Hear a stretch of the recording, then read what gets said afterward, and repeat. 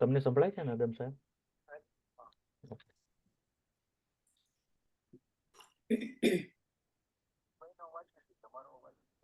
Okay, હમણાં સંભળાશે. વિપુલભાઈ કે છે એટલે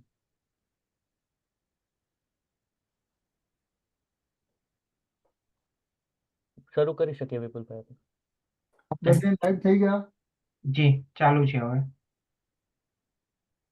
મિત્રો, ગુજરાતી સાહિત્ય અકાદમી વતી અને હરિવલ્લભ ચુનીલાલ ભાયાણી સ્વાધ્યાયપીઠ વતી તમારું દરેકનું અંતરથી સ્વાગત છે. આજની બેઠક અશોકપુરી ગોસ્વામીને સાદર છે અને સંચાલન અદમભાઈ કરવાના છે. એટલે મારે પરિચય તો અદમભાઈનો પહેલા આપવાનો છે અને અશોકભાઈ વિશેનો પરિચય અદમભાઈ આપશે. અદમભાઈ માત્ર બોલ્ટનના નહીં, યુનાઇટેડ કિંગડમના નહીં, બૃહદ ગુજરાતના પણ નહીં, સમગ્ર સાહિત્યમાં એક અતકેરું ઊંચેરું સ્થાન ભોગવે છે. એ અદમભાઈએ યુનાઇટેડ કિંગડમમાં રહીને માત્ર બોલ્ટન, બ્લેકબર્ન, પ્રેસ્ટનના આખા વિસ્તારમાંથી બહાર નીકળીને બાટલી, લેસ્ટર અને બૃહદ લંડનના વિસ્તારમાં પણ પોતાની પહોંચ અને આદર અને સ્થાન ઊભા કર્યા છે. બહુ જ મોટા ગજાના અંગ્રેજીના અધ્યાપક, બહુ જ ઊંચા ગજાના અનુવાદક, એક ઉત્તમ સજ્જન અને એવા માણસ જ્યારે એ આવી બેઠકનું સંચાલન કરે ત્યારે આપણે માટે એ મોટા ગૌરવની વાત છે. ખેર, અદમભાઈ આજે કયા રોલમાં હશે એનો થોડોક આતુરતાપૂર્વકનો અંદેશો છે. એ ગુરુ છે અને પોતાના શિષ્ય સાથે વાત કરશે કે સમકાલીન એવા ગઝલકાર વિશે અને સાહિત્યકાર વિશે વાત કરશે. જોઈએ. અશોકપુરી ગોસ્વામીનો આજે જન્મદિવસ છે એટલે આપણા સૌ વતી એમને મુબારકબાદી આપીએ અને એમના જ શહેરમાંથી એક શેર ટાંકવાનો, એમની ગઝલમાંથી એક શેર ટાંકવાની હું ધૃણા કરું છું. ઊંચકી શકું એનાથી વધુ ભાર મેં કર્યો, થોડોક ભાર એ ગઝલ ઉતારવો હતો. મને ખબર નથી એ ગઝલની બહાર ઉતરે છે કે આપણી સાથે પોતાના મનમાં ભરાયેલા સાહિત્યના વમળોની વાત આપણને કરશે. તો જે થેલો, પોટલું જે કંઈ ઊંચકીને લાવ્યા હોય એ છોડવાનો વખત છે. અને અદમભાઈ, એ થેલો ને પોટલી જેમ વધુ છૂટે એવો ઘાટ તમે કરજો એવી અમને ખાતરી છે. આવો અદમભાઈ.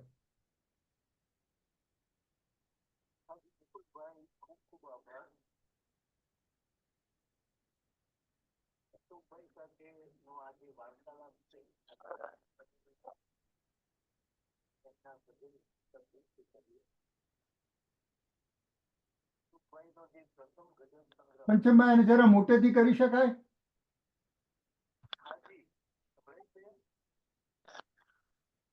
સંભળાય છે તમને? સાંભળવાની થોડીક મુશ્કેલી પડે છે. એ તો હવે માઇક્રોફોનથી પ્રયત્ન કરું છું. મૂકી જોઉં છું હું ફરી. જેટલું બને એટલું ફોનની નજીક મૂકીશ.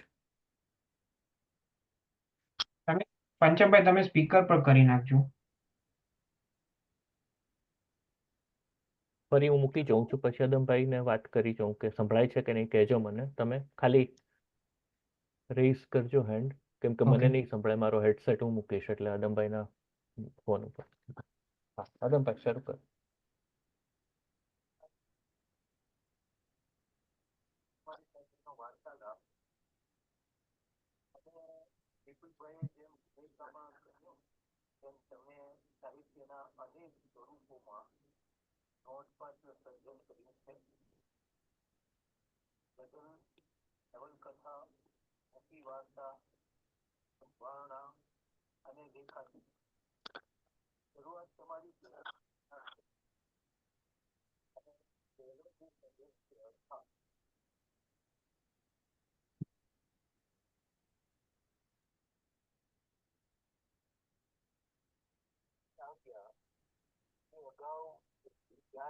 પંચમભાઈ મુશ્કેલ પડે છે સાંભળવાનું, સમજવાનું.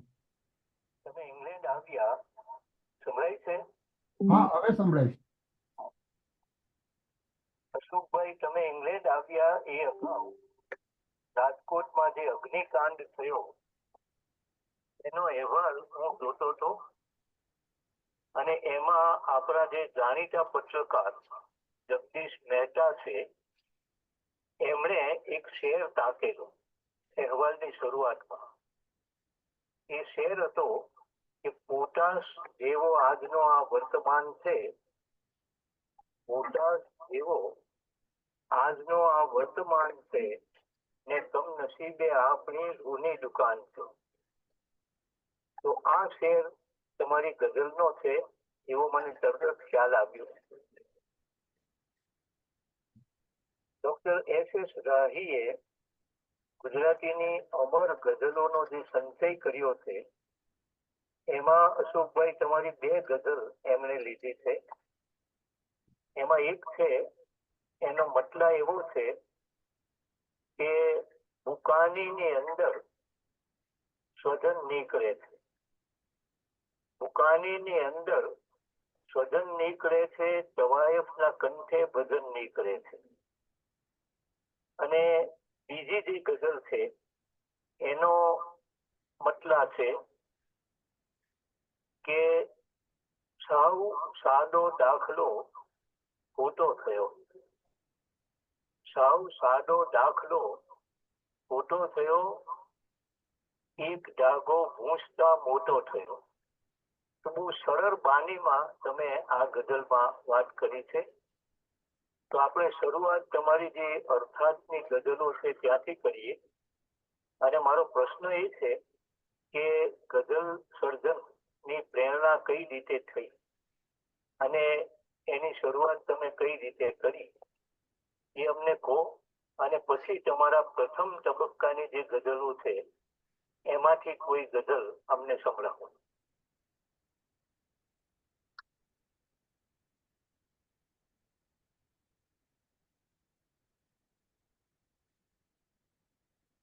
અશોકભાઈ, તમારે અનમ્યુટ કરવું પડશે. હાજી, અશોકભાઈને અનમ્યુટ કરવું પડશે.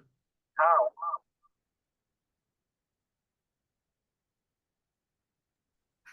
ઓકે. હા. હા.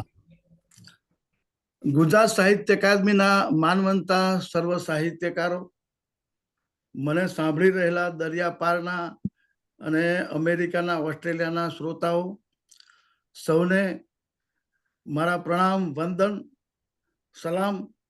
આપ સૌએ મને મારા જન્મદિવસે જન્મદિનની મુબારકબાદી પાઠવી તે બદલ આપ સૌનો આભાર. અને સોનામાં સુગંધ મળે તેવું આ કાર્યક્રમનું આયોજન કર્યું. જેમણે આયોજનની પરિકલ્પના કરી, જેમણે આયોજનને અમલમાં મૂક્યું, તે સર્વનો હું આભાર માની અને ગુજરાતી ગઝલમાં મારો પ્રવેશ કેવી રીતે થયો તેની વાત હું ટૂંકમાં કરીશ. સૌથી પહેલા તો ભણવામાં જ હું એટલો તેજસ્વી હતો કે મારા નિબંધો અને મારી વાર્તાઓ જે માધ્યમિક શાળામાં લખાતી હતી તે વખતે જ મારા શિક્ષકોએ નોંધ લીધેલી કે તો તારું ગુજરાતી, તારું ગદ્ય બહુ સારું છે. અને હું થોડું લીક્સે હટકર લખતો હતો. દાખલા તરીકે નિબંધો લખવાના હોય ત્યારે બીજા એમ લખે કે મારા પ્રિય નેતા અને તૂટેલા ચંપલની આત્મકથા. તો મને યાદ છે કે મેં ધોરણ 7 અંધારી રાત એવો કોઈ ના લખે તેવો નિબંધ લખેલો, અદમભાઈ. હાજી. અને એ નિબંધ લખતા જ જે પંક્તિ સ્ફુરી તે હજુ પણ મને યાદ છે. અને કદાચ તે જ મારી ગઝલના બી ઉગ્યા એવું મને લાગે છે. અંધારી રાતનું વર્ણન કરતા કરતા મેં ત્યારે એવું કહેલું કે રજની ભલી અમાસની નથી ચંદ્રનું તેજ, રજની ભલી અમાસની નથી ચંદ્રનું તેજ, તેના હૈયામાં ઝબુકતું ઓલા તારેલિયાનું હેત. ક્યાં વાત. હવે મને એવી ખબર નથી કે એ તેજ ને હેત એ અનુપ્રાસી શબ્દ જે આવ્યો છે એ કેવી રીતે આવ્યો અને એને અનુપ્રાસ કહેવાય. પણ એ તારેલિયાનું હેત જ્યારે શબ્દ હું જ્યારે ગઝલો લખતો થયો ત્યારે મને એમ થયું કે ઓહો, આ તેજ અને હેત એ તો કાફિયા થયા મારા. મને ખબર ન પડે તેમ મારો જન્મ થયો ત્યારે મને કાફિયાના રદીફ સાથે મને ભગવાને મોકલ્યું હોય તેવું વિપુલભાઈ લાગે છે. કારણ કે જ્યારે જ્યારે મારું ભણવાનું છૂટી ગયું અને મારી સાંસારિક જવાબદારીઓ મારા માથે આવી અને ખેતી કરવાની જ થઈ, ખેતી કરવી પડે તેવી જ પરિસ્થિતિ હતી અને મેં એ પસંદ કર્યું. ત્યારે હું જે મેગેઝિનો મેં ભણવાનું ભલે છોડ્યું પણ વાંચવાનું નહીં છોડેલું વિપુલભાઈ. એટલે હું નવનીત અને તે વખતે સમર્પણ જુદું આવતું હતું. નવનીત, સમર્પણ, પછી ઉદ્દેશ નામનું મેગેઝિન આવતું હતું, પછી કુમાર આવતું હતું, કવિ. તો એમાં હું જોઉં તો મને એમ થાય કે આના કરતાં તો હું સારું લખી શકું.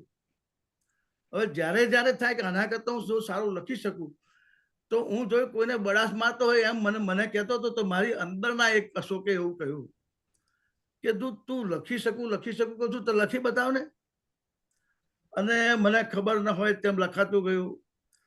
અને મને એ યાદ છે કે મારી પહેલી ગઝલ 1984 ની આજુબાજુનો વિદ્યાનગરના વી મેગેઝિનમાં અદમ ટંકારવી સંપાદનના હેઠળ છપાયેલી.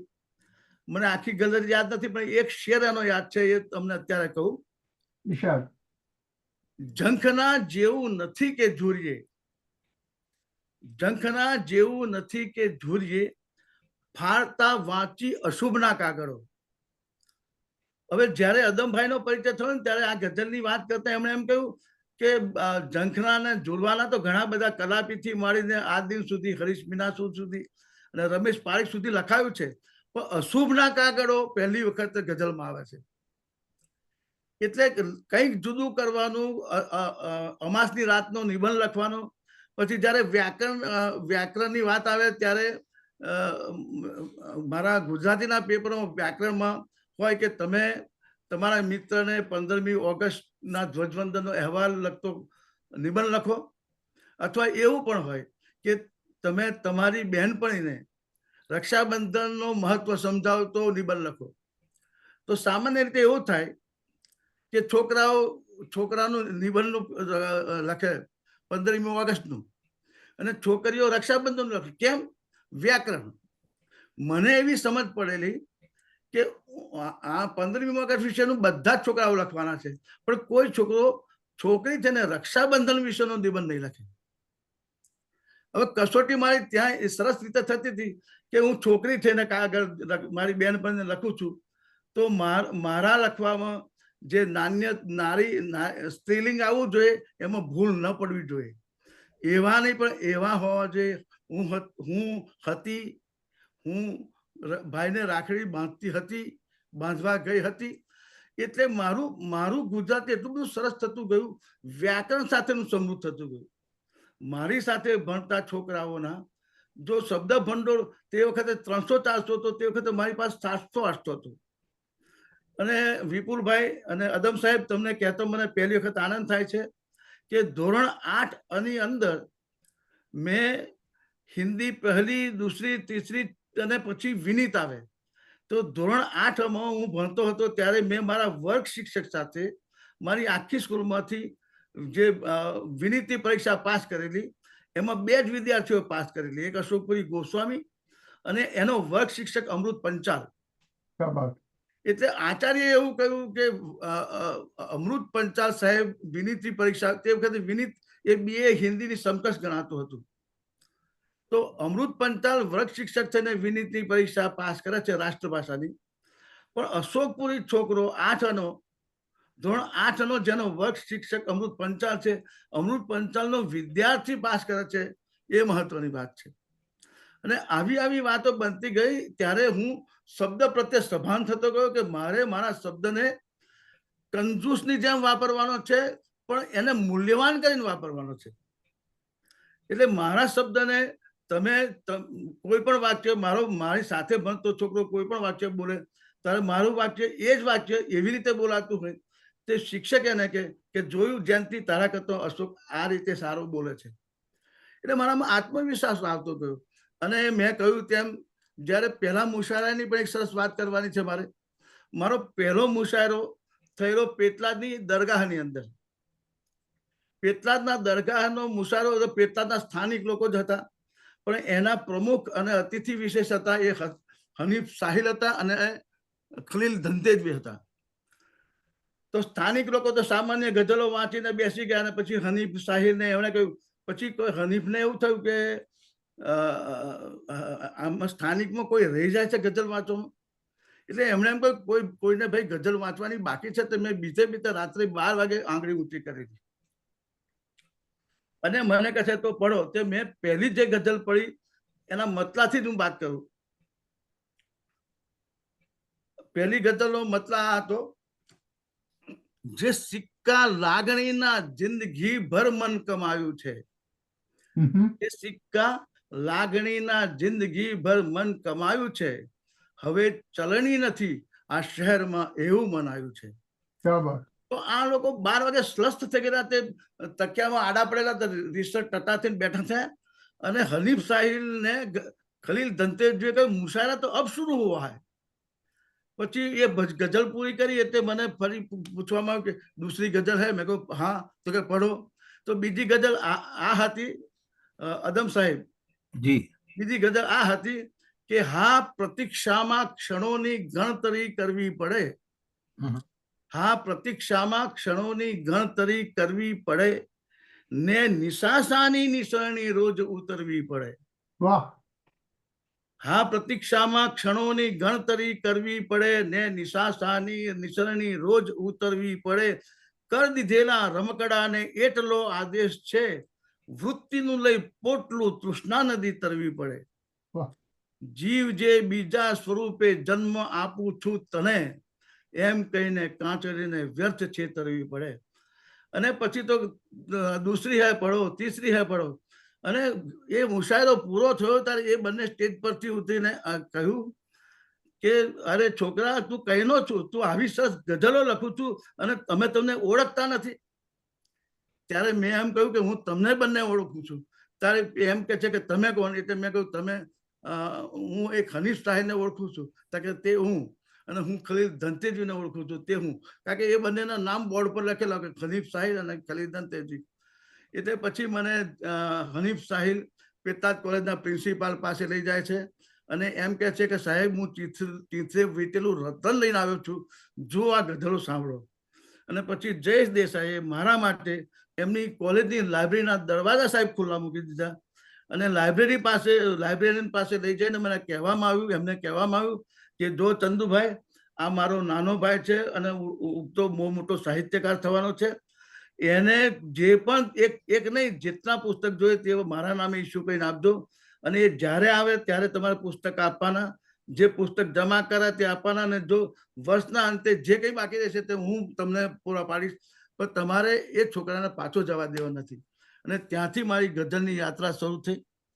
પછી વિદ્યાનગર આવવાનું થયું અને વિદ્યાનગર એને હું સાહેબ વિપુલભાઈ સાહેબ ઘરાના કહીશ કે અમારે વિદ્યાનગર ઘરાનાના જે સાહિત્યકારો એ પોતપોતાની રીતે, અદમભાઈ એમની રીતે સર્જન કરતા હતા, હરીશ મીનાસરુ એમની રીતે કરતા હતા, મનીલાલ એમની રીતે, જયેન્દ્ર, હરબંશભાઈ, પણ આ સૌમાં ભગીરથ બ્રહ્મભટ્ટ, ચતુર પટેલ, આ સૌ પોતપોતાની રીતે કરતા હતા. પણ એમાં એક શરત હતી કે કોઈની રચનાનો ઓછાયો, પડછાયો, અનુકરણ, અનુરણ, અનુસ્વાર, સ્વરભાર કશું ન લાગે.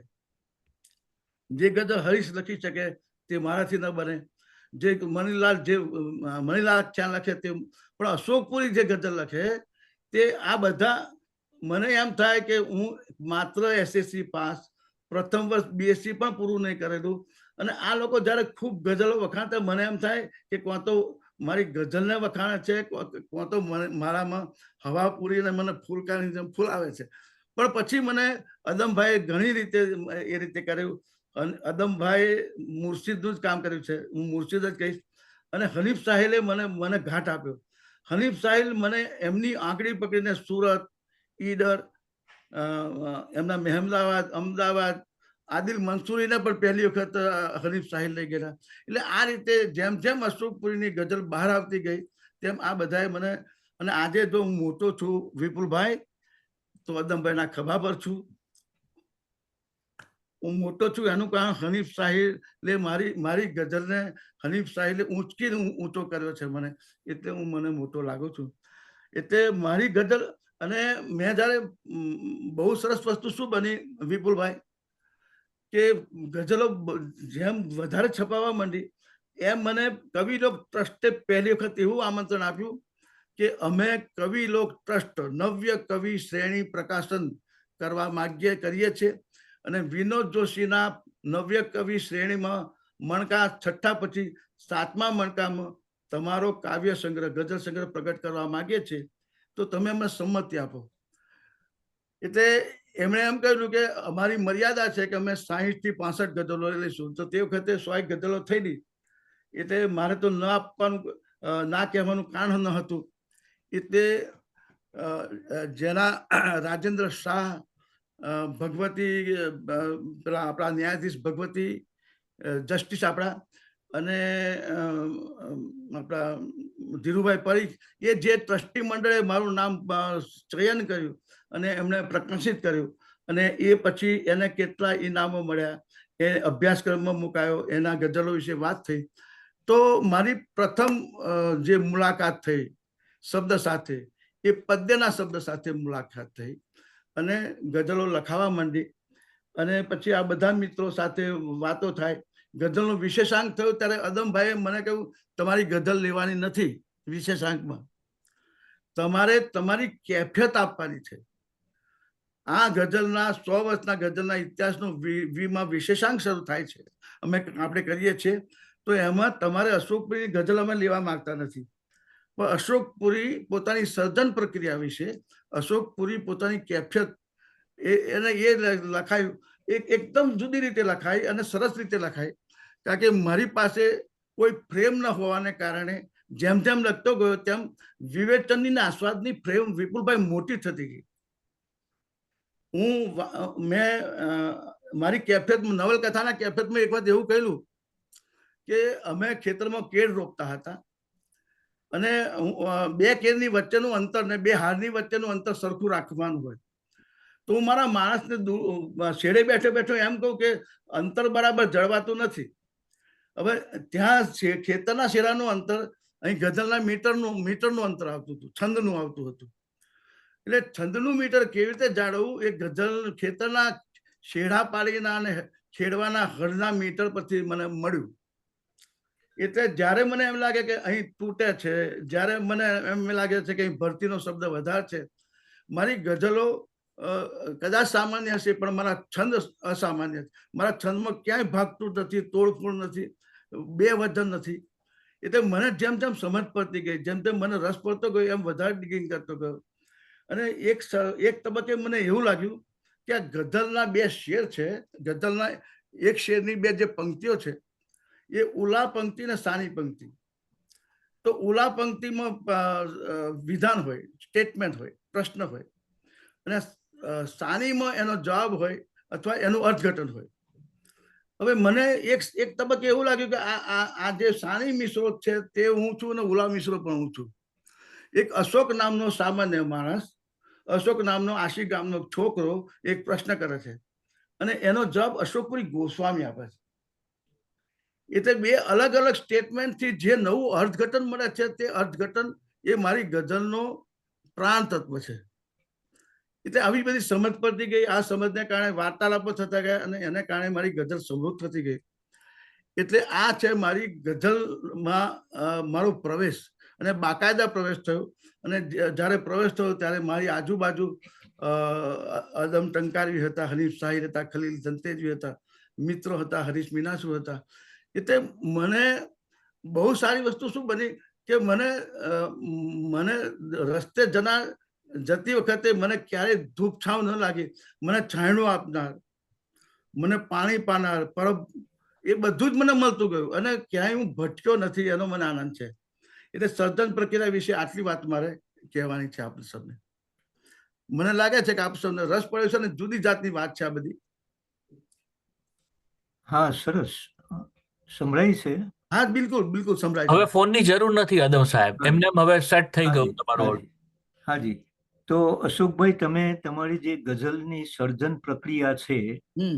એની માંડીને વાત કરી. જી 8મા 9મા ધોરણથી એની શરૂઆત થઈ. જી જી 8મા 9મા ધોરણમાં ઘણું બધું બનતું હોય છે. કાંકરી ફૂલ પાંખડી થઈ ગઈ જી. ને દૂર રસ્તાની રેશમી થઈ ગઈ. વાહ. કાંકરી ફૂલ પાંખડી થઈ ગઈ, દૂર રસ્તાની રેશમી થઈ ગઈ. 9મા ધોરણની પલ્લવી પંડ્યા, પંડ્યા ઘંટ વાગ્યો અને પરી થઈ ગઈ. ફરી થઈ ગઈ. વાહ. તો એ પરી થવાની પ્રક્રિયા પણ ત્યાંથી શરૂ થતી હોય છે. જી જી અશુભનો તમે ઉલ્લેખ કર્યો જી. અને એનો શેર મને યાદ આવ્યો કે લખાણ આમ તો ઉકેલવામાં સહેલું છે. વાહ. લખાણ આમ તો ઉકેલવામાં સહેલું છે, અહીં કપાળે કપાળે અશુભ લખેલું છે. શુભ લખેલું છે. વાહ. તો અશુભ જ છે આપણા જીવન સાથે જોડાયેલું. જી જી હવે તમે ક્યાંક એવું લખ્યું છે કે મારા માટે ગઝલ સર્જન એ પરમ તત્વ સાથેનો સંવાદ છે. જી અને મેં સાધુ રદીફની તમારી ગઝલો વાંચી છે, જોઈ જી છે. જી જી. તો એક ગઝલ તમે સંભળાવો સાધુ રદીફની. સાધુ રદીપની ગઝલ સંભળાવો આપને. હા. જી. તો જીવવું ઊંઘું ગઝલ છે. જીવવું ઊંઘું જાગું સાધો, હમ. જીવવું ઊંઘું જાગું સાધો, શું ભિક્ષામાં લાવું સાધુ. હમ. જીવવું ઊંઘું જાગું સાધુ, શું ભિક્ષામાં લાવું લાવું સાધુ. સાધુ. ભૂખ હજી પણ ક્યાં ભાગે છે, હમ. ભૂખ હજી પણ ક્યાં ભાંગે છે, સપનામાં જેમ ખાધું સાધુ. ધ્યાન ધર્યું છે ભરી ભીડમાં, ધ્યાન ધર્યું છે ભરી ભીડમાં, ના નહીં ઘરથી ભાગું સાધુ. અડધો કોરો અડધો ભીનો, કેમ મને હું લાગુ સાધુ. ત્યાગ્યાનો અહંકાર આવશે, ત્યાગ્યાનો અહંકાર આવશે, ત્યાગું તો શું ત્યાગું સાધુ. વાહ વાહ વાહ, ફરી બોલો એમ એ શેર. હા, ત્યાગ્યાનો અહંકાર આવશે, આવશે. ત્યાગું તો શું ત્યાગું સાધુ. જેમ અચાનક નીકળી ગયો તો એની પાસેથી, જેમ અચાનક નીકળી ગયો તો એમ અચાનક આવું સાધુ. જીવવું ઊંઘું જાગું સાધુ, શું ભિક્ષામાં લાવું સાધુ. સરસ. વાહ વાહ. અને અશોકભાઈ, જી તમે ગઝલમાં જે પ્રયોગો કર્યા છે જી એમાં થોડી અખા પ્રેરિત ગઝલો પણ લખી છે. જી જી તમારો જે ગઝલ સંગ્રહ તસલ્લી છે જી એમાં એ ગઝલો જી સંગ્રહિત થઈ છે. જી અને એમાં પ્રયોગ એવો છે કે અખાના છપ્પામાંથી એક પંક્તિ લઈ જી અને તેને એક મિશ્રા બનાવવાનો. જી. મિશ્રા એ ઉલા, હા અને પછી એની સાથે તમે પોતે ગુજરાતીમાં એક સાની મિશ્રો, જી એ બીજી પંક્તિ એને મેળવી અને એક શેર તમે જી મુકમ્મલ કરો.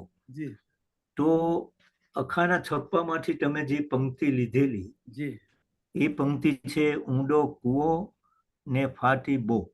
જી અને પછી બીજી પંક્તિ જે અખાની છે એ તમે જવા દીધી. જી. સુણ્યું સાંભળ્યું સર્વે ફોક. કોક. એના બદલે તમે એમાં જે મિશ્રો ઉમેરેલો એ ઊંડો કૂવો ને ફાટી બોક, કબૂતરોના લાગ્યા ભોગ. ભોગ. એ રીતે એક શેર તમે કરેલો જી, છે. જી, તો જી. એક અખા પ્રેરિત ગઝલ નાની સંભળાવો. ચોક્કસ ચોક્કસ. હા, તમે બહુ સરસ વાત સંભાળી આપી.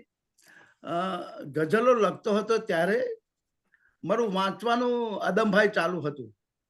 અને હું અખા કબીર ને સુરદાસ ને વાંચું, કારણ કે એના ગોત્રમાંથી જ બધું મને મળવાનું હતું ને. તો તમે કહેલી ગઝલ વાંચું એ પહેલા એક પ્રયોગની વાત કરું કે અખાની એક પંક્તિ છે આદમભાઈ, અખાની એક છપ્પાની પંક્તિ આવી છે કે મરતા પહેલા જાને મરી, પછી જે રહેશે તે હરી. અખાની મૂળ પંક્તિ આ છે, મરતા પહેલા જાને મરી, પછી જે રહેશે તે હરી. હવે મને આ માસ્ટર એમ થયું કે આ તો મરતા પહેલા જાને મરી એ તો મિશ્ર જ થયો. મરતા પહેલા મરી જાય એમ. હવે પછી જે રહેશે તે હરિ એમાં ખૂટે છે. તો શું ખૂટે? તો એક ગુરુ ગુરુ શબ્દ ખૂટતો હતો. અને મેં ગુરુ ઉમેર્યા પછી જે થયું તે એ બહુ બહુ અદ્ભુત ને અચાનક ને ઐશ્વર્યવાન થયું. આનો મેં મતલબ બનાવ્યો છે અદમભાઈ, મરતા પહેલા જાને મરી, પછી જે રહેશે તે શ્રી હરિ. શ્રી હરિ. હા. હવે શ્રી ઉમેરવાથી હરિનું જે હરિ સીધું સાદું અખાનું હતું એમાં હરિ અહીં ઐશ્વર્યવાન થાય છે. એટલે હું એમ નહીં કહું કે હું અખાથી એ રીતે આગળ ગયો છું, પણ અખામાં જે ચૂક હરિ બાબતની થઈ, હરિ પછી જે રહેશે તે હરિ, પણ કયા હરિ? તો શ્રી હરિ. એટલે હવે એ ગઝલ વાંચીને પછી તમે કહું છું તે ગઝલ વાંચું. મરતા પહેલા જાને મરી, પછી જે રહેશે તે શ્રી હરિ. ભેડો રહીને અડગો થઈ, ભેડો રહે તું અડગો થઈ. અદમભાઈ, ભેડો રહે તું અડગો થઈ, ખલેલ વચ્ચે ધ્યાન ધરી, સાચવે પણ સચવાતું નહીં. વિપુલભાઈ, સાચવે પણ સચવાતું નહીં, ઝીણું તત્વ જટ જતું સરી. આ ઝીણું તત્વ જટ જતું સરી એ પંક્તિ અખાની છે પાછી. હવે અખાની પંક્તિમાં મેં આટલો ઉમેર્યો કે સાચવે પણ સચવાતું નહીં. આપણી પાસે ઝીણું તત્વ જે છે એ સાચવે પણ સચવાતું નથી. હવે અખાની બીજી પંક્તિ લઈને શેર જે કર્યું આ શેર ગઝલમાં કે ગળ્યું ખાઈને વકર્યો રોગ. ગળ્યું ખાઈને વકર્યો રોજ, અખાની પંક્તિ. એનો શેર કર્યો કે તેથી ગળવી ગઝલ કરી. અદમભાઈ, ગળ્યું ખાઈને વકર્યો રોગ એ અખાની પંક્તિ. અને અશોકપુરી એવું કહે છે કે તેથી કડવી ગઝલ કરી. જ્ઞાન વિજ્ઞાન તો વહેતી નદી, જ્ઞાન વિજ્ઞાન તો વહેતી નદી, લઈ લેવાનું ખોબો ભરી. હવે અખાની જ વિચારો, અખાની જ વાત, અખાના જ વાણીમાંથી લીધેલી આ પંક્તિઓ, શબ્દો, અને એમાંથી મારી ગઝલ થઈ કે મરતા પહેલા જાને મરી, પછી જે રહેશે તે શ્રી હરિ. હવે તમે કહ્યું તે એ ગઝલ કદાચ શોધી કાઢું, પણ એના કરતા મને પણ આ જે વાત કરી એટલે અખા પ્રેરિત જે તમારી ગઝલો છે એનો અમને ખ્યાલ આવી ગયો. એમાં તમે જે એક મિશ્રો કયો, અખાની પંક્તિ લીધી કે મરતા પહેલા જા મરી, જાને મરી, એટલે ડાઈ, હા, ડાઈ બિફોર યુ ડાઈ. એનો એ સંદર્ભે એક શેર યાદ આવે છે કે મોત પહેલા જે મરી જાય છે તે જીવતો છે. મોત પહેલા જે મરી જાય છે તે જીવતો છે. બધા જ સાંઈ ફકીરોએ આ કહેલું છે. તો આ એ જ વાત છે. એ બધું જ મરી ગયા પછી જે રહે છે તે શ્રી હરિ. તે શ્રી હરિ. હા. અને તમે શ્રી શબ્દ જે મૂક્યો એને કારણે ગઝલનો જે છંદ છે એ પણ બરાબર સચવાઈ ગયો. એક જે ગુરુ ખૂટતો હતો ત્યાં ખૂટતો તો શ્રીમાં આવી ગયો, એ આવી ગયો. હવે પાછું તમારા સંદર્ભે દુષ્યંત કુમાર યાદ આવે છે. હાજી હાજી. હિન્દી ઉર્દૂના ગઝલકાર. હાજી હાજી. અને એ કહે છે કે મેં जिसे ओढ़ता बिछाता हूँ वो गजल आपको सुनाता हूँ. मैं जिसे ओढ़ता बिछाता हूँ वो गजल आपको सुनाता हूँ. तू किसी रेल सी गुजरती है मैं किसी पुल सा थरथराता हूँ.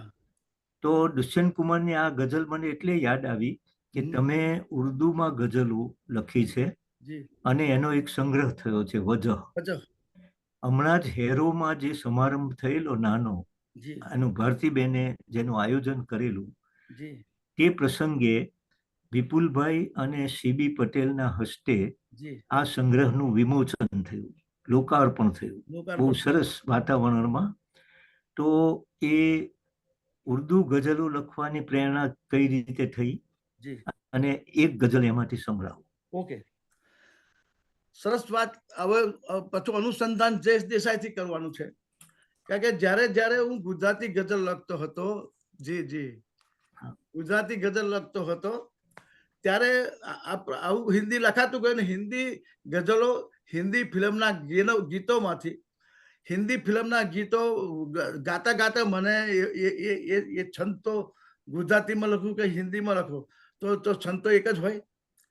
એમાંથી મને પ્રાસ મળતો ગયો અને લખાતી ગઈ. તો એક બે ગઝલો મેં જ્યારે જયેશ દેસાઈને સંભળાવેલી એમના પેટલાદ કોલેજના પ્રિન્સિપાલ ક્વાર્ટરમાં જઈને, તો એમણે મને રોકેલો. અદમભાઈ આમ કહીને કે અશોક પુરી, તમે બહુ સરસ ગુજરાતી ગઝલો લખો છો અને સરસ રીતે એનું પ્રત્યાયન થાય છે. હવે તમે હિન્દી ગઝલના રવાડે ન ચડો, કારણ કે હિન્દી ગઝલ નહીં, હિન્દી ગઝલનું જે આખું વિસ્તાર છે એ એટલા બધા સુસમૃદ્ધ સાહિત્યકારો, એટલા બધા જાણીતા સાહિત્યકારો, એમાં મારો અશોક પુરી ખોવાઈ જશે.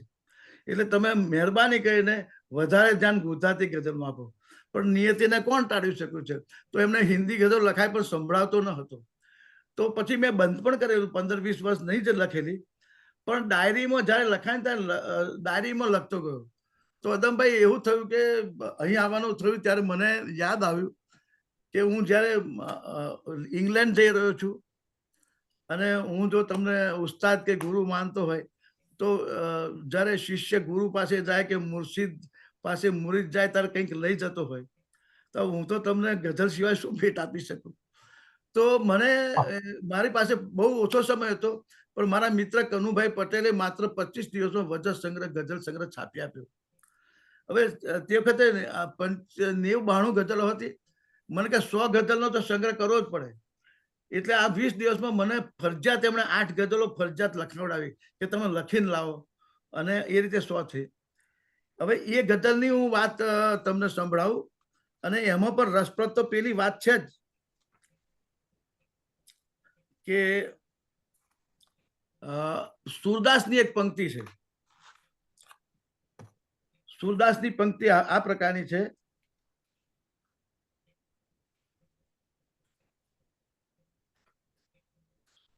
સુરદાસની એક પંક્તિ છે, મોસમ કોણ કુટિલ ખલકામી.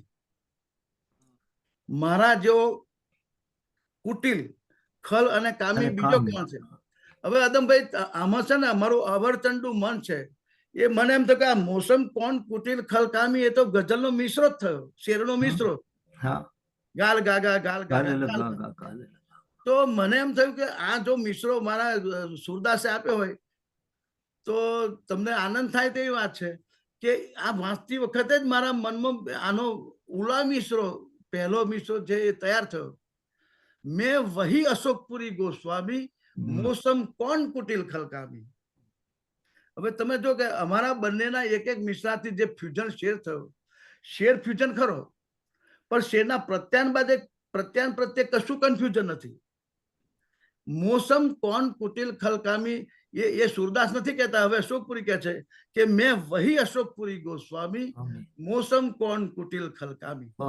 હવે આ મતલબ તો થયો, પણ હવે જે ગઝલ કરવી અઘરી એટલા માટે હતી કે આના જ ભાવવાળી, આના જ અર્થવાળી, આ જ ભાવનું પ્રત્યાયન કરે તેવા મારા શેર બનાવવાના હતા.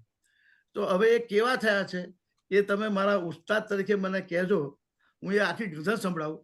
મોસમ કોણ કુટિલ ખલકામી, મેં વહી અશોકપુરી ગોસ્વામી, खुद की सबकी चला बताने, खुद की सबकी चला बताने, गांव में आया जब परगामी, बांटने वाला मांग रहा है, बांटने वाला मांग रहा है, जबकि वह बहुत बड़ा आसामी. बांटने वाला मांग रहा है, जबकि वह बहुत बड़ा आसामी. यह जो लुगाई, लुगाई એટલે ગામડામાં પત્નીને લુગાઈ કે, લુગાઈ પ્રદેશના ગામડામાં, यह जो लुगाई पति परायण, यह जो लुगाई पति परायण, મારા આત્માના અર્થમાં કહેવાય કે यह जो लुगाई पति परायण और पति महाशय परस्त्रीगामी. यह जो लुगाई पति परायण और पति महाशय परस्त्रीगामी, गुस्सा होकर मुर्शिद बोले, विपुल भाई, गुस्सा होकर मुर्शिद बोले, नहीं कर सकता तू मनमानी, बहुत इकट्ठा कर लिया तूने. मुर्शिद क्या है? बहुत इकट्ठा कर लिया तूने, बाकी ले आ एक न नामी. मैं वही अशोकपुरी गोस्वामी, मौसम कौन कुटिल खलकामी. સરસ અશોકભાઈ, તમારી ગઝલો વિશે ઘણી બધી વાતો થઈ, માંડીને વાત કરી. જી જી. હવે એનું છેલ્લે જે એક પ્રશ્ન હું તમને ટૂંકો પૂછી લઉં જી જી કે મારા સિવાય તમારા પ્રિય ગઝલકારો કોણ કોણ?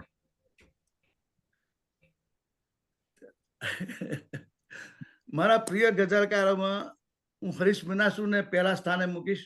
હા, બીજા સ્થાને સ્નેહી પરમારને મૂકીશ. આ નવો ગઝલકાર. હા, હા, સંજુ વાળાને મૂકીશ. જી, રમેશ પારેખને સંજુભાઈ. મૂકીશ. સંજુભાઈ, હા, અને આપણા ભાઈ રમેશ પારેખને મૂકીશ. ગઝલ તો ઘણા બધા સારું લખે છે, પણ મને આ મેં જે નામ દીધા એ એમનામાં ઠહેરાવ નથી આવતો, પરિવર્તન નથી.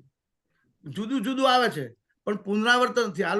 આ લોકોનું પરિવર્તન સતત થયા કરે છે અને બીજાઓમાં પુનરાવર્તન.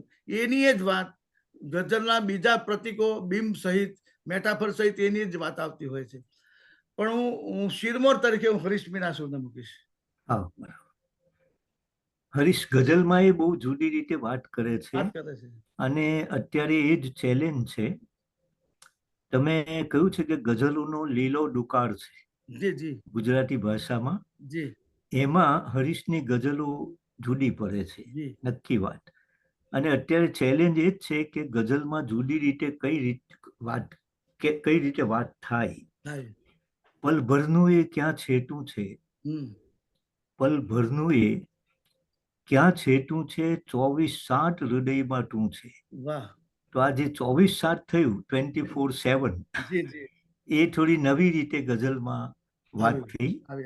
હવે આપણે થોડી નવલકથા વિશે વાત કરીએ.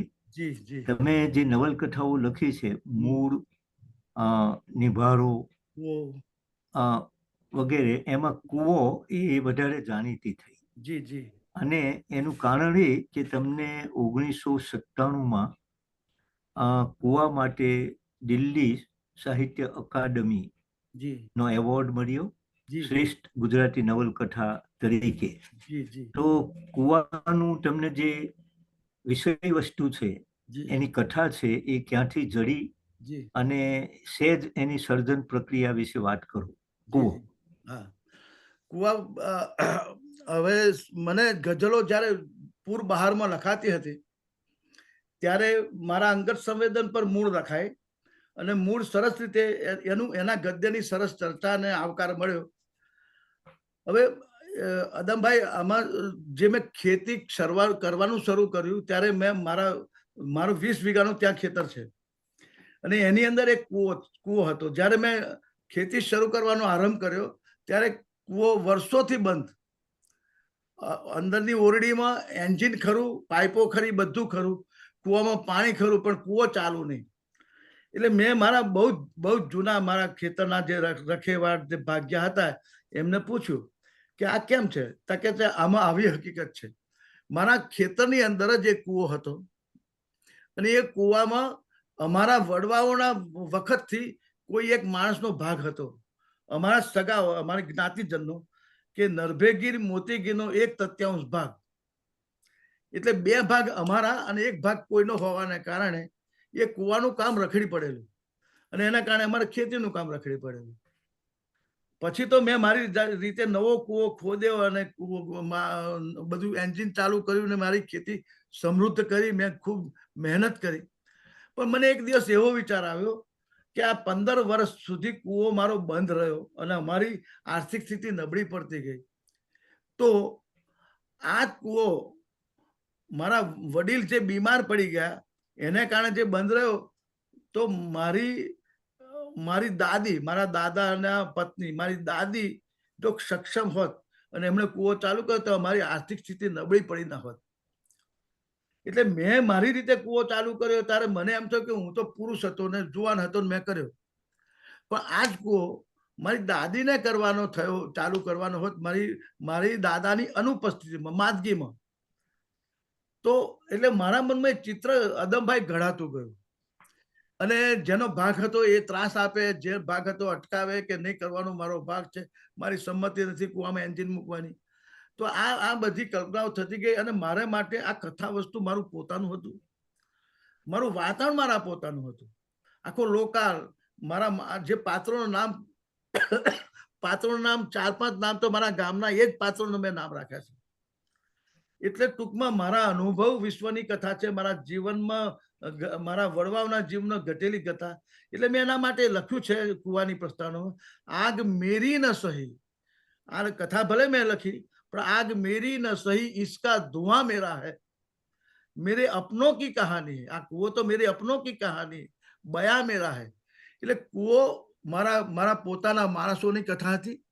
અને અહીંયા હું તમને નોબેલ પ્રાઇઝ વિનર સ્વેતલાનાની વાત કહીશ.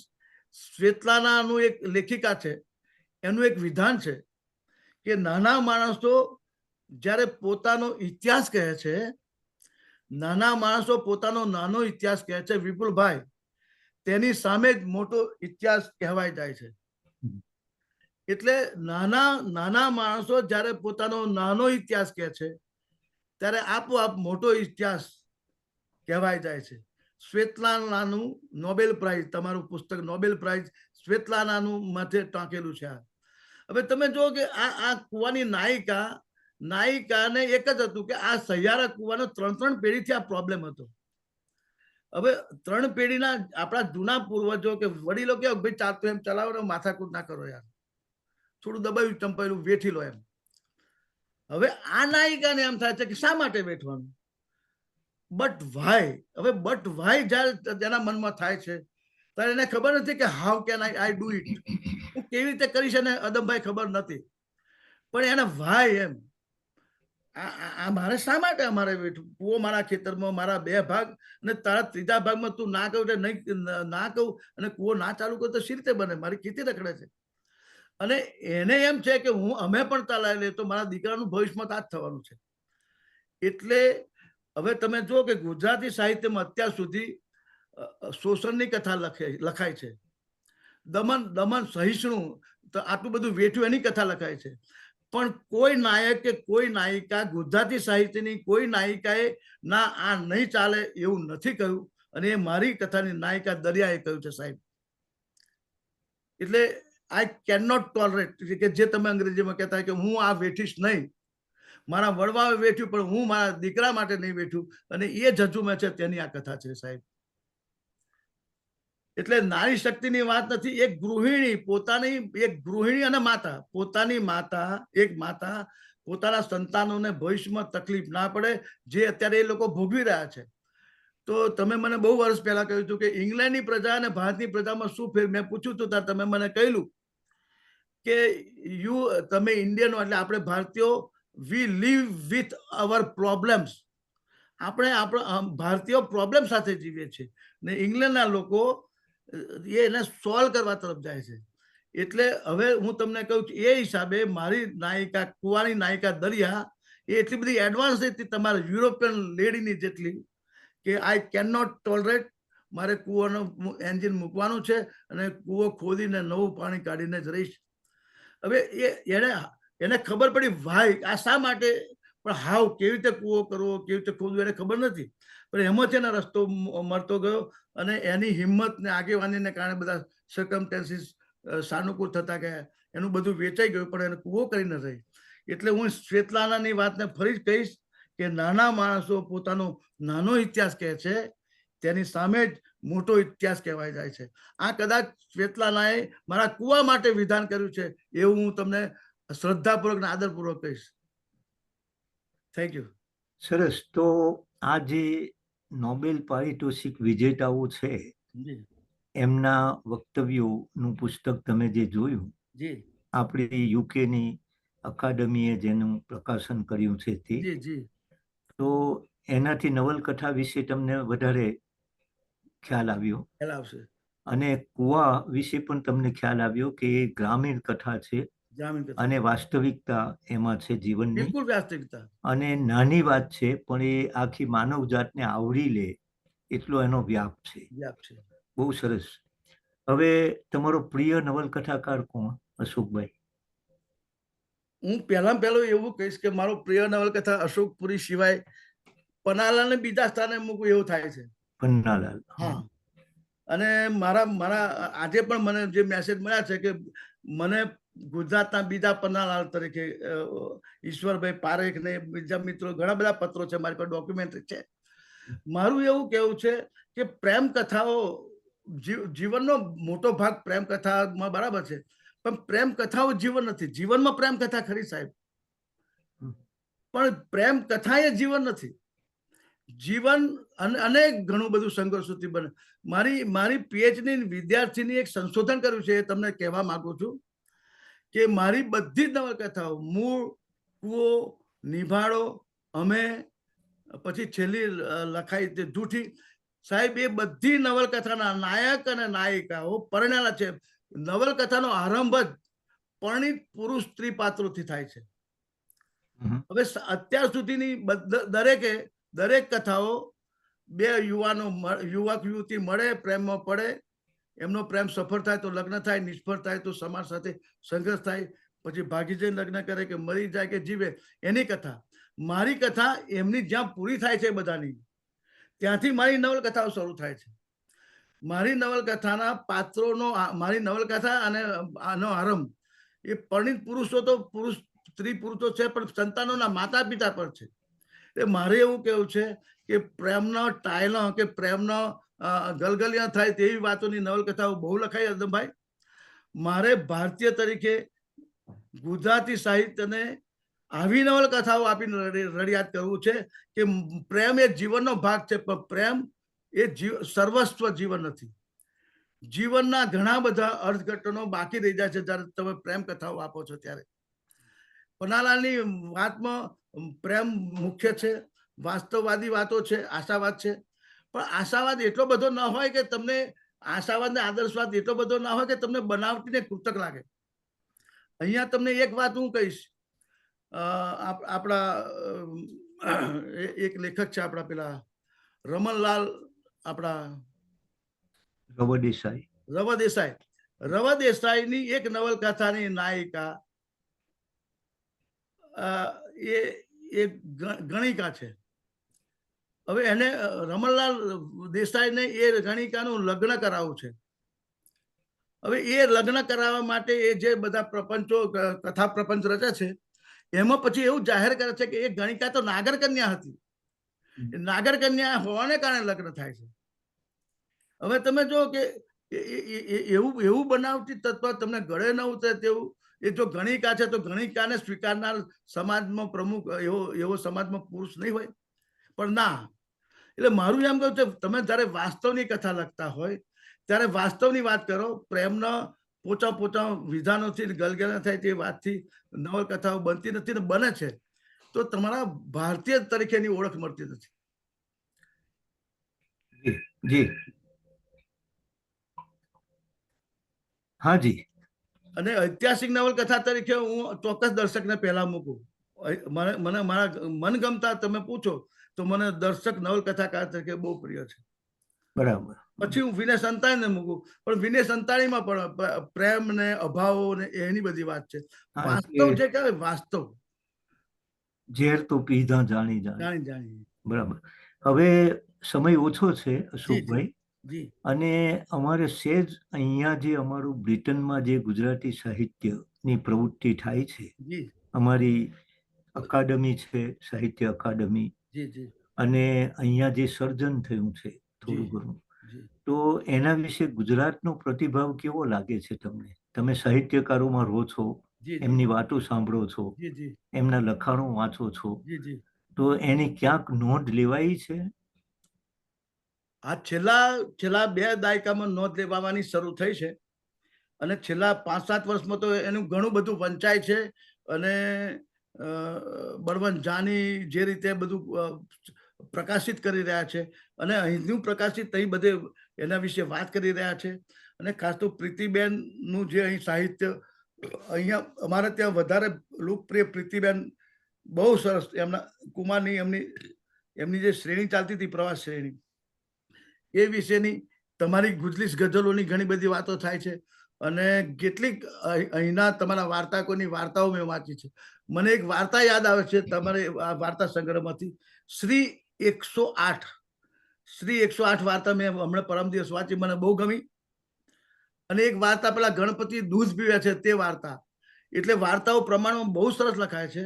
હવે એ વાર્તા અહીં લખાઈને છપાતી હોવાને કારણે આ પ્રકારની વાર્તાઓની ગુજરાતમાં જરૂર છે.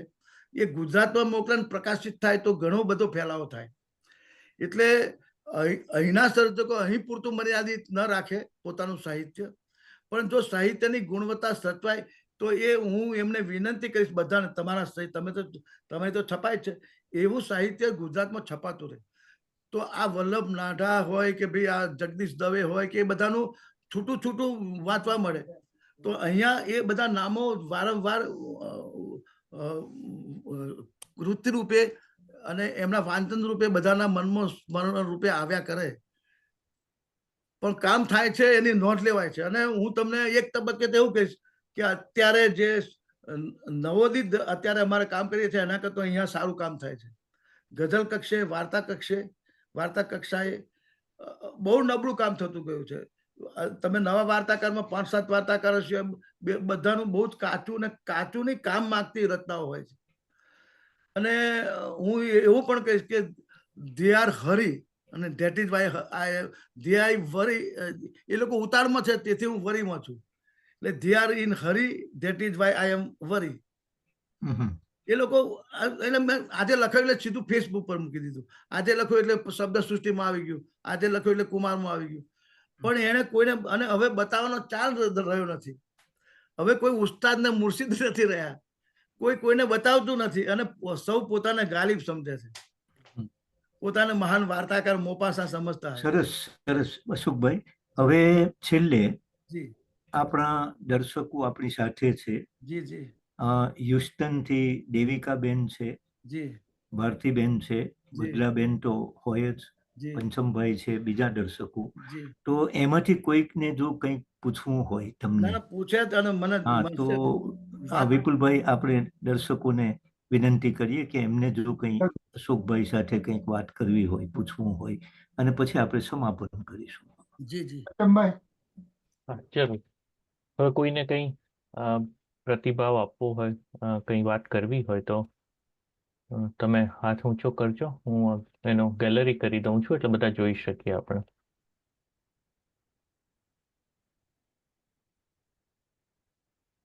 કોઈને વાત કરવી છે? અનમ્યુટ કરી શકાશે હવે તમારે.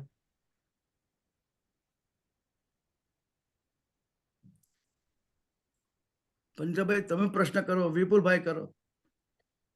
મેં તો તમને અશોકભાઈ વિદ્યાનગરમાં હું ભણ્યો BVM એન્જિનિયરિંગ કોલેજમાં. વાહ. અને હું અવારનવાર ડિપાર્ટમેન્ટમાં આવતો જતો રહેતો હતો એ દરમિયાન. મણીલાલ હ પટેલ, જયેન્દ્ર શેખડીવાલા વગેરે વગેરેને.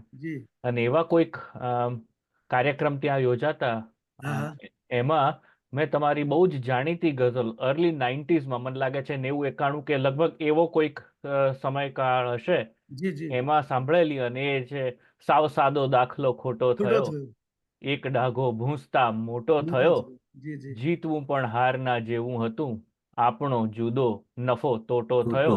એટલે એ તો મને કાયમ માટે યાદ રહેશે. ગઝલ તમારા મુખે જ મેં સાંભળેલી. જી જી જી. ઓકે. ભદ્રાબેન, તમારે અનમ્યુટ કરવું પડશે. ભદ્રાબેન,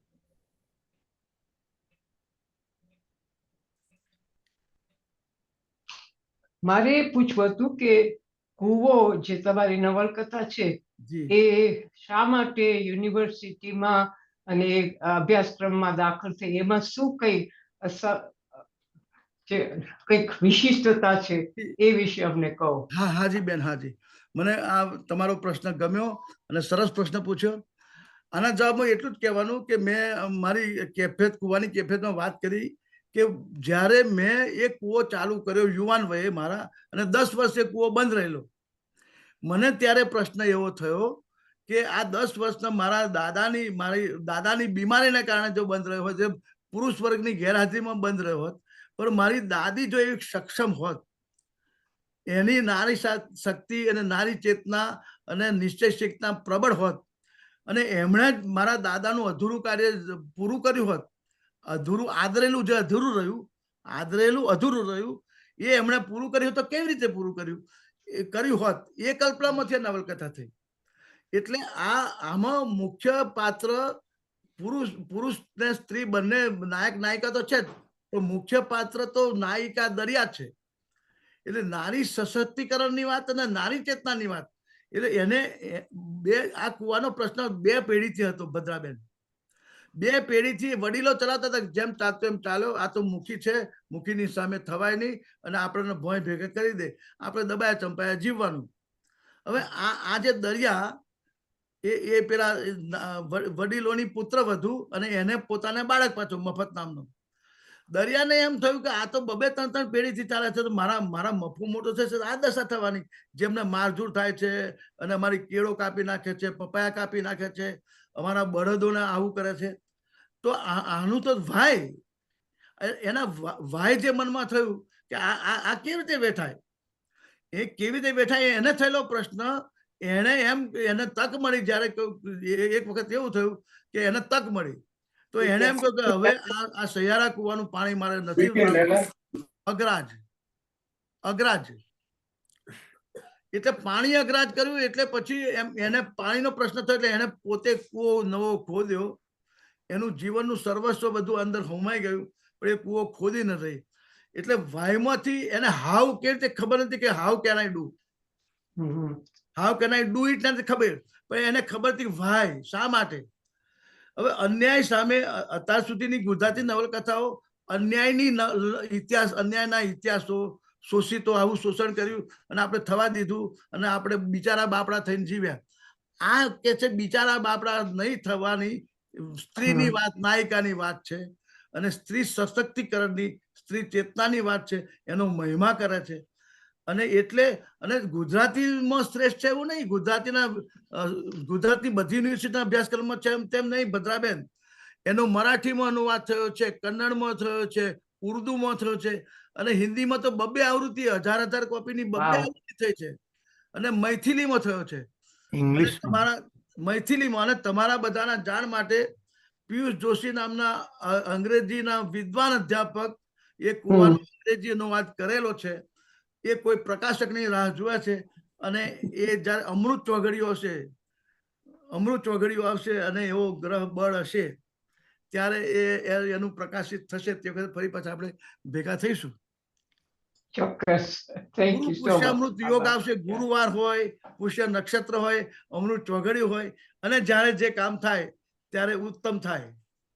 એટલે ભદ્રાબેન, તમે મને પૂછીને બહુ જ મને સારું લાગ્યું છે અને હું તમારી વિદ્વતાથી ને તમારા કામ બાળ સાહિત્યના અનુવાદોથી બહુ પરિચિત છું અને તમે મને ગમતા પ્રિય સાહિત્યકાર પૈકીના એક છો. અદમભાઈ, અમારા ભારતીબેન, એમની કક્ષા વિપુલભાઈ, એ હું તમને ગુજરાતના, ભારતના એમ્બેસેડર અમે તમને ઇંગ્લેન્ડમાં મૂકેલા છે એમ કહીશ. અવર લિટરરી એમ્બેસેડર. પંચમભાઈ, એક પ્રશ્ન હું પૂછું તો રજા આપો. અને પૂછો. તમને કે થોડી રજા આપવાની હોય વિપુલભાઈ. રજા લેવાની હોય અમારે.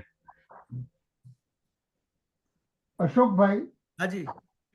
વર્ષો પહેલા તમારી એક ગઝલ માંથી એક પંક્તિ લઈને લેખ કરેલો. જી. એ ગઝલ પોટાશ જેવો આજનો આ વર્તમાન છે જી. ને કમ નસીબે આપણી રૂની દુકાન છે. જી. આ લખવા પાછળની તમને પ્રેરણા કેવી રીતે મળી? અરે સરસ. વાતાવરણ કેવું હતું? બહુ સરસ પ્રશ્ન કર્યો. આ ગઝલ આ ગઝલના સર્જનનો ઇતિહાસ કે વાર્તા એવી છે વિપુલભાઈ કે વડોદરાની અંદર વડોદરા લોકપ્રિય પોલીસ અફસર જસપાલ સિંહને રાજકીય કારણોસર હટાવી દીધેલા પોલીસ ઓફિસર અને એમની જગ્યાએ બહુ જ લોકપ્રિય અને કડક અમલદાર, આપણા હું નામ ભૂલી ગયો, એમને મૂક્યા. જસપાલને હટાવવાને કારણે વડોદરાના જનતામાં લોકપ્રિય હટાવ્યા એટલે એનો તોફાનો ફાટી નીકળ્યા. એ વડોદરાના તોફાનો ફાટી નીકળ્યા ત્યારે મને વ્યથિત થઈને મેં બે ગઝલો લખેલી. એ 2 ગઝલો મેં વડોદરાના લોકસત્તા પેપરમાં મોકલી આપેલી અને એ 2 ગઝલ પૈકી આ ગઝલ પેપરમાં છપાઈ, પણ જે બીજી ગઝલ ન છપાઈ તે ગઝલ હું તમને કદાચ 2-3 શેર સંભળાવું. જરૂર. દત્તાને જોઈએ ને જસપાલ જોઈએ, તો યાદ નહીં આવે, પણ એમાં એક એવો મિસો તો દત્તાને જોઈએ અને જસપાલ જોઈએ, હાલ જોઈએ ને એવું બધું હતું. અત્યારે મને મૌખિક યાદ નથી, પણ એ વડોદરાના તોફાનો પર લખાયેલી. અને આ ગઝલને વધારે વધારે જો તમે બધાએ કોટ કરી, પણ માર્કન ભટ્ટ કહે છે મેં આ શેર 1000 સભામાં કોટ કર્યો છે, મારા વર્ગના વ્યાખ્યાનોમાં કોટ કર્યો છે, અને જ્યાં જ્યાં જઉં ત્યારે પોટાશ જેવો આજનો આ વર્તમાન છે ને કમનસીબે આપણી રૂની દુકાન છે. એ વડોદરાના તોફાન ઉપર જ ગઝલ લખાય છે અને લોકસત્તામાં છપાયેલી છે. આજે પણ એ મારું કટિંગ મારી પાસે છે. વડોદરાના લોકસત્તાના પેપરનું કટિંગ એ તોફાનો વખતનું અને છપાયેલું એ દિવસનું કટિંગ છે મારી પાસે. પણ હકીકતે તો આજે દુનિયા આખીના કોઈ પણ ખંડમાં જોઈએ આ સ્થિતિ છે, તો આ જ સ્થિતિને બિલકુલ બિલકુલ. અને આપણે એમાં આ રૂની દુકાનનું શું કરશું? જી, આપણે બને તેટલું આપણું રૂ સાચવવાનું છે. રૂ એટલે જ્ઞાન. આપણે આપણું જ્ઞાન સાચવવું જ પડશે, કોઈ પણ રીતે સાચવવું પડશે. આપણે બળતા રહીને, આપણે બળતા હાથે પણ જેટલું બચાવવાનું છે એટલું બચાવવાનું છે. અને પેલો શેર યાદ આવ્યો કે દત્તાને જોઈએ, જેણે કર્યા છે જખમ એનું વાલ જોઈએ, જેણે કર્યા છે જખમ એનું વાલ જોઈએ, દત્તાને જોઈએ અને જસપાલ જોઈએ. એટલે એ રીતે લખાયેલી, પણ એ કોઈ અમૃત ચોઘડ્યું કહે છે ને, ગુરુ પુષ્યામૃત હશે. અને બિલકુલ ના, તે મારી શરૂઆત અશોકપુરી ગોસ્વામી તરીકે કોઈ જાણે પણ નહીં, અને એ છપાયેલી ને નીચે નામ અશોકપુરી ગોસ્વામી અને આશીને બદલે એમણે કૌંસમાં પેટ્રોલ લખેલું. પણ એ માર્કન ભટ્ટને વાત, એટલે માર્કન ભટ્ટે એમની ડાયરીમાં ઉતારેલી. અને એમણે 2-4 વર્ષ જ્યારે મને મળ્યા ને ત્યારે હું આ ગઝલ, આ શેર બોલતા કે ઉભા રહો, તમારી ગઝલ નથી. મેં કેમ? તો કે અશોકપુરી ગોસ્વામીની ગઝલ છે. મેં કહ્યું સાહેબ, એ અશોકપુરી ગોસ્વામી હું. ત્યારે તો મને એમને ગઝલકાર તરીકે ઓળખ્યો. અશોકભાઈ, બીજો સવાલ કરવાનું મન કરું છું. ના, ચોક્કસ કરો. 1994માં તમે ગુજરાતી સાહિત્ય અકાદમીની બેઠકમાં હાજર હતા. જી.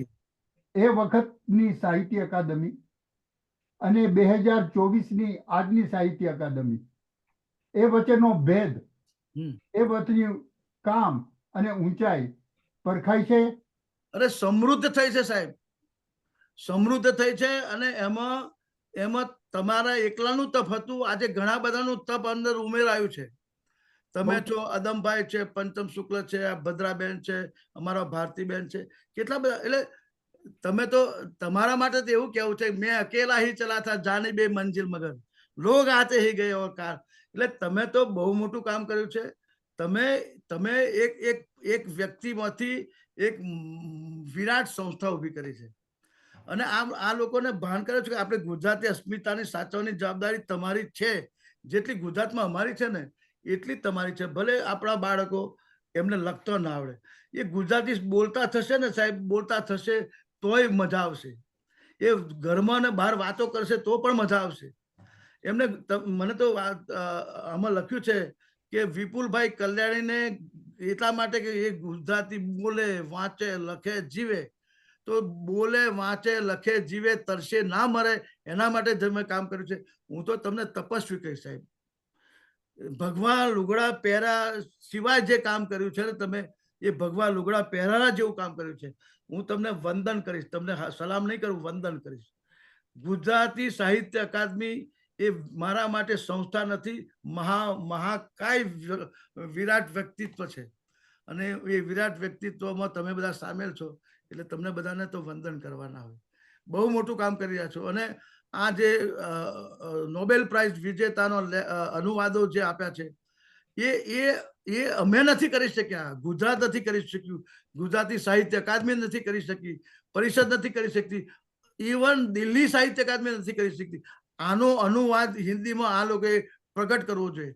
હું તમને વિનંતી સાથે કહું કે તમે 2 નકલો સાહિત્ય અકાદમીને મોકલી આપો દિલ્હી, અને એમને કહો કે બધી ભારતીય ભાષામાં આનો અનુવાદ થાય. અમારે 1 પૈસો રોયલ્ટી નથી જોઈતી, અમારે કશું નથી જોઈતું. તમે હિન્દીમાં બહુ પ્રચાર થશે. અને આ તો કોના માટેનું છે? આ તો પ્રોફેસરો અને જેને સાહિત્ય વિશેની વાત કરવાની છે એને. આ તો અમારા માટે ઉપનિષદ છે સાહેબ. આ તમે નવલકથા, નોબેલ પ્રાઇઝના પ્રવચનો, એ મારા માટે રામાયણ ને મહાભારત સહેજ પણ ઉતરતું નથી. હું તમને ખરેખર વંદન કરીશ. સહેજ પણ દંભ વિના હું ચોક્કસ કહીશ કે મહાન કાર્ય તમે વિપુલભાઈ ગમે તે કામ કર્યું છે, પણ આ તમારી અકાદમીથી તમે શોભતા છો. આ અકાદમી એ તમારા માથે મૂકેલો મોડ છે, મોડ. સ્ત્રીઓને મોડ હોય અને પુરુષોને મુગટ હોય. આ અકાદમી તમારા બધાનો મુગટ છે સાહેબ. હું તમને વંદન કરું છું. ખૂબ આભાર. જી કુસુમબેન ને કઈ કહેવું છે? નમસ્તે. જી જી નમસ્તે. નમસ્તે. હું તો કઈ સાહિત્યકાર કે કવિ કે એવી નથી, પણ એક ગુજરાતી સાહિત્યકાર સભાના મેમ્બર તરીકે જ ખાલી વાત કરું છું કે મને આપની 1-2 વાતો બહુ જ ગમી છે, અને તે આખા બધા દરેક પબ્લિકના જનજીવનને લાગુ પડે એવી છે કે પ્રેમ એ જીવન નથી, પ્રેમ નો ભાગ છે. જી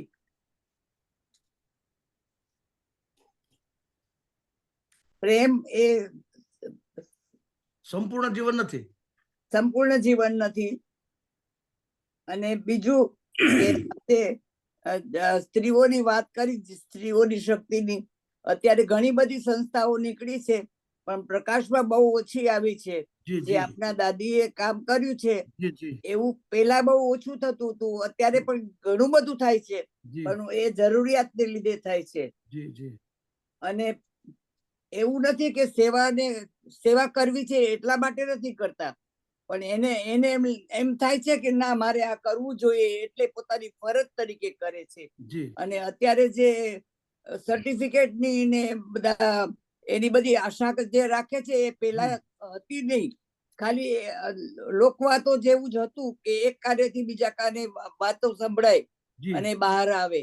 અત્યારની જેટલી પ્રખ્યાતિ મળતી નહોતી એ વાતને. એ તમારી જનજીવન માટેની એક બહુ સારી વસ્તુ છે. અકાદમીના કાર્યની નોંધ લેવાય છે. અને બીજી એક વાત છે કે અહીંનું જે બહારનું સાહિત્ય, ભારતની બહારનું સાહિત્ય જે કંઈ પણ લખાય એને એ લોકો કેવી રીતે તોલના કરે છે એની. ઘણી વખત લખનારને પણ ખબર નથી પડતી કે આ મારી વાર્તાનો કે એનો મતલબ શું નીકળશે, પણ એ વાંચનાર હોય છે એને જ ખબર હોય છે. અને બધા એમ કે આ બહારની વાર્તા છે, બહારના માણસોની વાર્તા છે, પણ એની કોઈની પાસે પણ એનો જવાબ નથી કે ખરેખર બહારની વાર્તા કોને કહેવાય. એમ કે 1-2 વિદેશી નામો અંદર મૂકી દે પાત્રોના એટલે સાહિત્યકાર બહારનો કહેવાય એવું નથી. પણ એની પણ સ્પષ્ટતા થવી જોઈએ જયારે આવી મીટિંગો હોય ત્યારે, કે ડાયસ્પોરા કોને કહેવાય એમ. ખરી વાત છે. ના, ઘણું સારું કામ થઈ રહ્યું છે, પણ ડાયસ્પોરા સાહિત્ય બહુ સરસ ઊંચા એક લેવલ વાળું કામ થાય છે. અમને બહુ જ આનંદ થાય. પણ બહારના લેખકોને પણ ખબર પડી જોઈએ કે હું જે લખું છું એ ડાયસ્પોરામાં આવે છે કે નહીં એમ. એટલે એની પણ ચોખવટ થવી જોઈએ કે ડાયસ્પોરા સાહિત્ય તમે કોને ગણો છો. ખરી વાત છે, ખરી વાત છે. ઓકે, થેન્ક યુ કુસુમબેન, આભાર. બીજા કોઈને કંઈ કહેવું છે? આરપી. આજનો પ્રોગ્રામ અદમભાઈ આપે સંચાલન સુપર, જેને કહેવાય ઊંચી કક્ષાનું કર્યું. આ જવાબ આપવા વાળો પણ અદ્ભુત હતો, અને પ્રોગ્રામની યોજના કરે છે પંચમભાઈ ને વિપુલભાઈ, એટલે કે આપણી લંડનની સાહિત્ય અકાદમી યુકેની એક યાદગાર પ્રસંગ બની રહ્યો આજનો. આપ સૌનો ખૂબ ખૂબ આભાર. Thank you Bhartibhai. આભાર. રજનીભાઈ. આરપી શાહ. આરપી ને બદલે ભારતી સંભળાઈ ગયું એટલે ડાકો પડી ગયો. સારું, સરસ, આખો સેશન સરસ રહ્યું. મને બહુ ગમ્યું.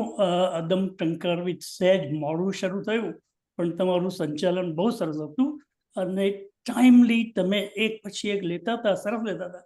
મને સહેજ અંદર મારો લોભ એવો હતો કે તમે અશોકભાઈને જ્યારે પ્રશ્ન પૂછો ત્યારે તમારી પોતાની પણ થોડી ગઝલો અંદર શેરવી દેવાની હતી, એટલે પ્રશ્નની અંદર તમારું વણાટ કામ પણ વધારે બહાર આવત, એટલે એવો લોભ હતો મારો.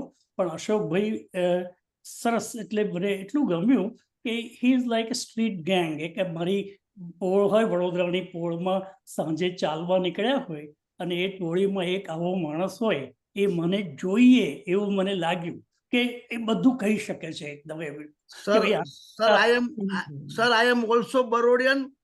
45 કિલોમીટરની ત્રિજ્યામાં મારું ગામ આવે છે. આઈ એમ ઓલ્સો બરોડિયન. યસ, મને બહુ ગર્વ થયો બરોડા એના માટે, પણ મને બરોડા કરતા તમારા જેવો માણસ આવો ચાલનાર સાંજે મળે અને આપણે ગપ્પા મારતા મારતા ચાલીએ અને પછી આપણે અમુક નવલકથાકાર કરતા પણ હું વધારે સારો છું એવું કહેવાની પણ તક મળે, એ તમારી છાતી, તમે જે પ્રમાણે બોલો છો એ બહુ સરસ લાગતું હતું. અને યુ આર વેરી પ્રેક્ટિકલ, એકદમ પ્રેક્ટિકલ. એટલે ગઝલની અંદર આજે પોટાશવાળી કવિતા વિપુલભાઈએ હજુ 2 દિવસ પહેલા જ મૂકી. આ પ્રોગ્રામ કદાચ હું ન ભરત, પણ પોટાશવાળી એક ગઝલ એ 2 લાઈનની અંદર રૂ પર બેઠા છે અને પોટાશ ફૂટે છે. એટલે મને દિવાળી ટાઈમે સુરસાગરે ગાડી પેલા બધા ફટાકડાવાળી દુકાનો આવે અને તે વખતે જે થયું એ અનુભવ મને તમારી 2 પંક્તિમાં થયો. મને ખબર નહીં કે આ ગઝલ આટલી બધી પ્રખ્યાત હશે, જે ભૂતકાળમાં પણ આટલી બધી પ્રખ્યાત હતી, પણ તમારી જે બોલવાની સ્ટાઇલ અને યુ આર વેરી ટ્રાન્સપરન્ટ, બહુ ટ્રાન્સપરન્ટ છો તમે. એટલે એ ઝૂમ મીટિંગની અંદર આટલું સારું કોઈ ટ્રાન્સપરન્ટ હોય એટલે એવું લાગે કે મારાથી 1 જ ફૂટ દૂર બોલે છે આ માણસ. એ સાંભળવાનો મોકો બહુ સરસ મળ્યો મને. અને આવું સંચાલન અદમભાઈ કરે એ પણ કેટલું સરસ હતું. અને પેલું એક જે એના માટે તો તમને ખરેખર પીઆરઓ તરીકે રાખવા પડશે. ટંકારવી સાહેબ, યાદ રાખો, આ જે આપણા ઇનામોવાળી જે બુક પબ્લિશ કરી છે આપણે, જે એનો સ્પોક્સમેન તો આવો હોવો જોઈએ. ખરેખર નોબેલ પ્રાઇઝ વિનર માટેની પુસ્તકનો સ્પોક્સ પર્સન આવો હોવો જોઈએ કે જેથી એ ગુજરાતની અંદર મશાલ ફેરવે. આ શું થાય છે કે આપણે બુક પબ્લિશ કરી અને પછી કોણ તો કે જંગલ મેં મોર નાચા કિસીને ન દેખા, એના કરતા કોક ઠેકાણે જાય. અને એ તો એમને જે આખો ભાર મૂક્યો છે, કેવો સરસ મૂક્યો છે કે આનું હિન્દીમાં પણ થયો જોઈએ અનુવાદ. અને આ જે ઇંગ્લિશની અંદર તર્જુમો કર્યો છે એનું ડિજિટલાઇઝ ઓટોમેટિક ટ્રાન્સલેશન નથી. એની અંદર લેખકે અંદર પોતે પોતાની જાતથી એ અનુવાદ કર્યો છે. એ ખાસ બાકી ખરેખર તો આખી જે ઇંગ્લિશમાં લખેલું હતું એને તમે મૂકી દો ઓટોમેટિક, 2 મિનિટની અંદર તો તમારું ટ્રાન્સલેશન થઈ ગયું ગુજરાતીમાં. એ નથી આ. એટલે એ જે ભાઈ અશોકે કહ્યું એ બહુ સરસ વસ્તુ છે. અને એ કોઈ ઠેકાણે બુદ્ધને પણ બધા સેવકો જોઈતા હતા ને ત્યારે ધર્મ આગળ વધે ને, પૈગંબરને પણ બધા અનુયાયીઓ હતા, તે ધર્મ લઈને આગળ જતા હતા. એવી રીતે આવા પુસ્તકનું આગળ જે પ્રયાણ કરવું જોઈએ એનો મશાલધારી કોણ હોય તો કે અશોક ગોસ્વામી હોઈ શકે. આપણે દિલ્હી પહોંચાડીએ આને, આપણે દિલ્હી સાહિત્ય અકાદમીને મોકલી આપવું છે. હાજી, એમાંથી ખરેખર તો શું છે કે એની અંદરથી એક લોકો કે આ બધાનું તો they are Nobel price winner, એટલે સેન્ચુરીના લેખકો હોય, એ લેખકોનું 4 પાનાની એક આર્ટિકલ આપણાથી આગળ નથી વધારી શકાતો. અને તમે કહો છો તે પ્રમાણે જે નવોદિતો છે એ ગઈકાલે વાર્તા લખે ને આજે ફટાક કરતો આમાં મૂકી દે ફેસબુક પર, એ વાંચન ક્યાં વાંચન અને ક્યાં પેલાનું 100 વર્ષનું અંદર લુદ્ધી કરેલું વ્યાકરણ અને ભાષા હોય. એટલે જુદી વસ્તુ છે. Thank you RP. વિપુલભાઈ એક મિનિટ, આરપી શાહ ને મને લાગે છે પહેલી વખત જોયા મેં એમને ને ઓળખ્યા, અને એમને એટલું સરસ આખું પૃથ્થકરણ કર્યું આપણા સાહિત્ય તત્વનું. અદમભાઈ, તમે તો કામ કરી જ ગયા છો ને વિપુલભાઈ આ અશોકપુરીને કામ સોંપી દઈએ આપણે ઇન્ડિયા જઈને અને આપણું આ કામ કરવાનું છે દિલ્હી પહોંચાડવાનું. આવજો. આભાર. Thank you RP Shahaji. Thank you. મને લાગે છે કે મારે મજા આવી ગઈ. ટંકારી સાહેબનો સહેજ ઓપિનિયન જોઈતો હતો, હું બોલ્યો તેમાં.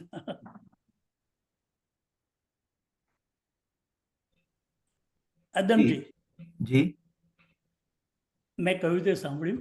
હા હા, બરાબર સાંભળ્યું, ધ્યાનથી સાંભળ્યું, અને તમારું નામ આવે એટલે સાંભળવાનું જ હોય. પણ જે સૂચન તમે કર્યા ને એ ખરેખર બહુ ઉપયોગી છે.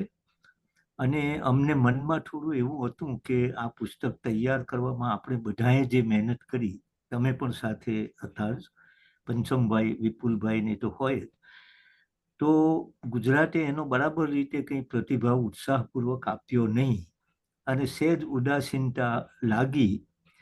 પણ હવે જેમ અશોકભાઈનું ધ્યાન ગયું, એ પુસ્તક એમના હાથમાં ગયું અને એમને ખ્યાલ આવ્યો. અને મને તો એમણે ફોન ઉપર એવું કહ્યું, આરપી સાહેબ, કે એમણે પોતે જે વાર્તાઓ લખી છે, નવલકથા લખી છે, તો આ વક્તવ્યો વાંચીને એમને પોતાની વાર્તાઓ વધારે સારી રીતે સમજાઈ. એટલે એની જે વિભાવના છે આખી, એ આ પુસ્તકમાંથી ઉઠે છે. અને એ ધીરે ધીરે પણ ગુજરાતમાં એના વિશે રસ જાગશે, રુચિ એના પ્રત્યે થશે, એવી આપણને આશા છે. આમાં શું થયું છે કે આ વાતમાં મારે ઉમેરો એટલો કરવો છે કે તમને જો ગુજરાત ઉદાસીન લાગતું હોય તો તમારા કામ પ્રત્યે નહીં, ગુજરાતમાં સાહિત્ય સર્જાતા સાહિત્ય પ્રત્યે સંસ્થાઓ અને વ્યક્તિઓ સાહિત્યકાર ઉદાસીન છે જ. પણ એના કારણે આપણે આપણા શસ્ત્રો આપણા મ્યાન નથી કરવાના. મારે મારી કલમની ધાર કાઢવાની જ છે, ચાલુ જ રાખવાની છે, કાટ નથી આવવા દેવાનું. એટલે એ ઊંચા ગજાની સાહિત્ય સંસ્થાને આપણે સરસ રીતે ડ્રાફ્ટિંગ કરીને અહીંથી સરસ રીતે મોકલીશું. અને આ પ્રકારનું કામ થયું છે. અને તમે અમારી કૃતિઓના જો હિન્દીમાં, ઉર્દુમાં અને બધામાં અનુવાદ થતા હોય તો આનો તો થવો જ જોઈએ.